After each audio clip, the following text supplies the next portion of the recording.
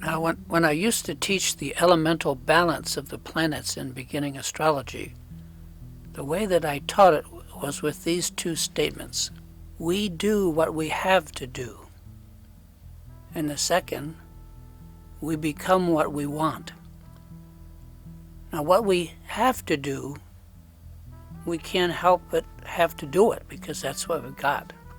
However, what we don't have, what we want or lack, we can never get because we want it, we lack it.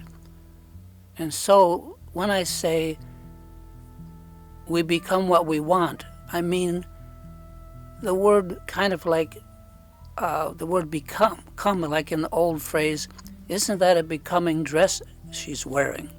So becoming, the word become can be used in a couple different ways. But anyway, in other words, what we want, we notice or turn toward. And perhaps we even try to fill that gap or void. My point is that what we have to do is a powerful indicator in our chart. Yet what we want or lack is just as powerful in that we lack it. And in many cases, we try to fill that empty space within us, equally powerful, if not more so. And so, in the planetary elemental balance for my geochart, for example, I have 4 earth elements, but only 1 air element, and that's Jupiter in Gemini in the 7th house. I'll let you do the math, but I'll give you a hint. My path, which is Jupiter, finds me riding Gemini, for others, the 7th house. That's the planet that's the element I most lack, air. It may surprise you that this same approach, having and wanting, is useful in our natal charts by the distribution of planets in the zodiac around the open chart wheel. Very simple. Anyone can do it. Let's just take a look at it. Now I'm sharing here what I feel is an easy and quick way to examine any natal chart. And of course you can use this on any chart that you have, and I know you will. But I have found it only works best, most true. And I say this, it's true not because I say it, but I say it because this is the truth for me. This only works on our heliocentric chart. And almost all astrology software calculates that, but few use it. And there is one caveat. It's important to display the chart we're talking about here on the 360-degree open wheel, as you will see from the accompanying illustrations to this talk. Otherwise, without an even distribution of zodiac degrees, you can't see the spread of the whole chart wheel clearly. And as mentioned earlier, after many years of experience, I found that this technique only works best on the heliocentric chart.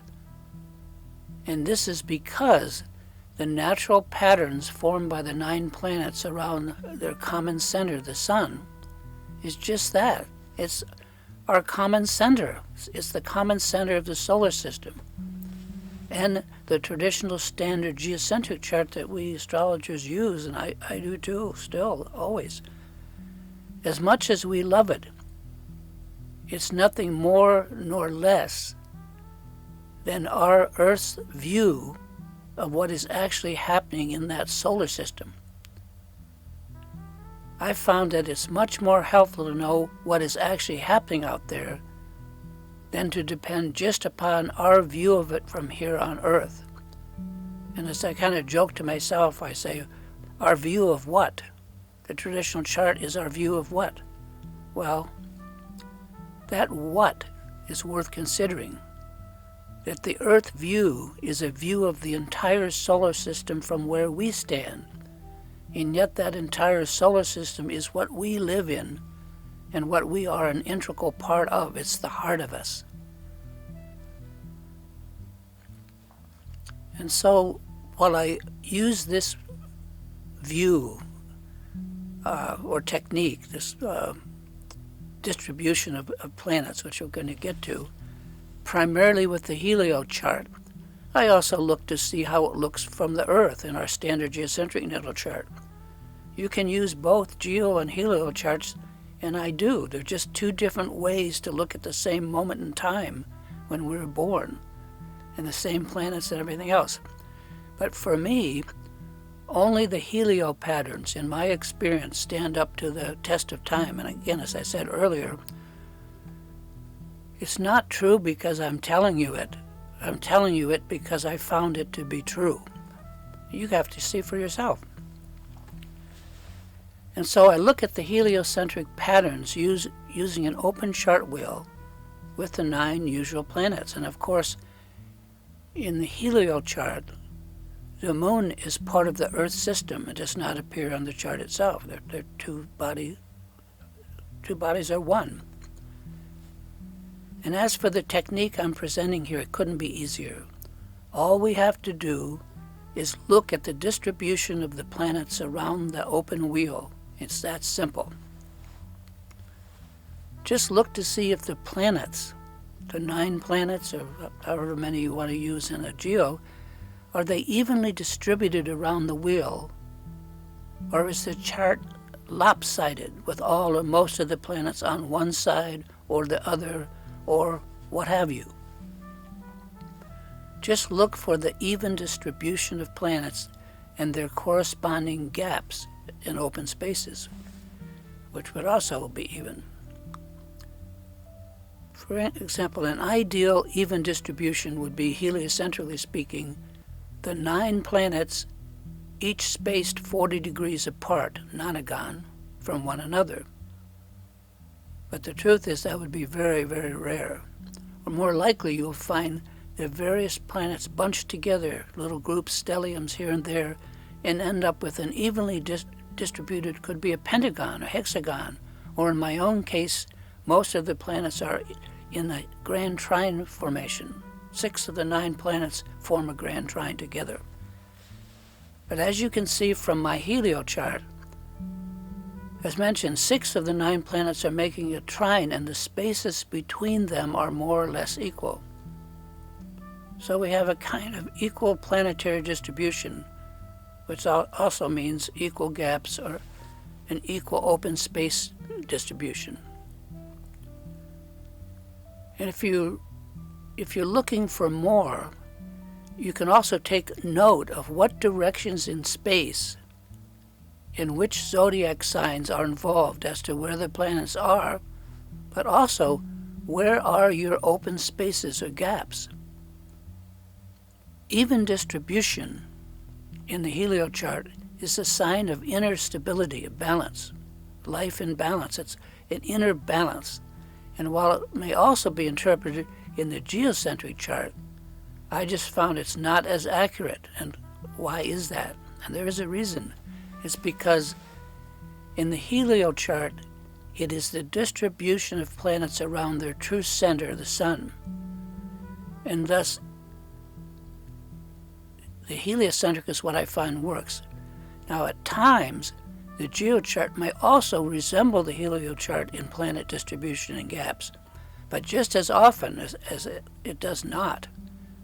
So I don't suggest looking at the geocentric planet distribution, at least not at first, except just for an interest and to compare the two. Now, it's helpful to compare the two, geo and Helio, as long as you keep in mind that the geo is more about your life, the circumstances in which we're born in, how we appear to the world.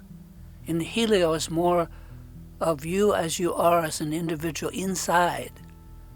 I call your Helio chart the Dharma chart because I have found, after almost 50 years of studying this, that the Helio chart is our life path, our purpose, our Dharma, why we're here and who we are, while the traditional geocentric natal chart shows the personality, the circumstances, the situation in which we've been born. In other words, the more equal the distance the planets are from one another, in the heliocentric chart, the more basic inner stability you're going to find. On the other hand, if there are large holes or gaps in distribution, like a half or a third of the chart wheel is completely empty, or even more. I know someone very close to me who has like all the planets in 104 degrees. That's a lot of gap. There seems to be an effort in life for those with large, uneven gaps to fill in those gaps, to fill the void. As I used to put it, we become, but we never arrive at what we want or lack. We turn toward what we want. It fascinates us, and perhaps we even yearn for it. However, those gaps or empty areas are like sinkholes, and they indicate a great impetus or drive or push on our part to fill them. And a person is driven to fill in, or at least be fascinated and behold the gap and that urge, that drive to obtain what we want, what we lack. I found this provides great natural energy to do that in those people who have that in their chart. Yet, like pistons in a car that have to work together, the more evenly the pistons are tuned, in this case planets at an equal distance from one another, the more balanced an individual appears to be internally. Anyway, that's what I've found, and you're going to have to see what you find by actually looking. If this sounds a little crazy, perhaps it is, but not in my experience. Or you may have someone with an unbalanced geocentric planet distribution and a very balanced heliocentric planet distribution. I happen to be one of those cases myself. My outer or geocentric natal chart is entirely one-sided. All planets on the western side of the chart, even the lunar nodes, are up and down at the midheaven nadir. So one half of my entire chart is completely empty. But my inner heliocentric chart is very, very stable. You will never know it from seeing how active I am. Anyway, before those of you with large, uneven gaps in your chart go crazy with worry, about all those empty spaces and those bunch planets in your chart, every kind of arrangement works, just each to different ends. We all have the same exact number of planets and the same amount of gaps. It's just how they are distributed we're looking at here. The point is not whether you have a balanced chart or various kinds of imbalance, but how you use either to live life. And I find this easy to look at approach. You can see it at a glance. Fascinating.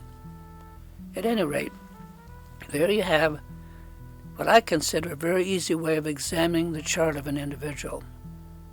And while I know that you're going to use this technique on your geocharts because that's your habit, keep in mind that the fiducial, the heart, the Dharma chart is your Helio chart. The Helio chart is you at heart, and the geo chart is how you appear in this world and the circumstances in which you find yourself. Anyway, check it out.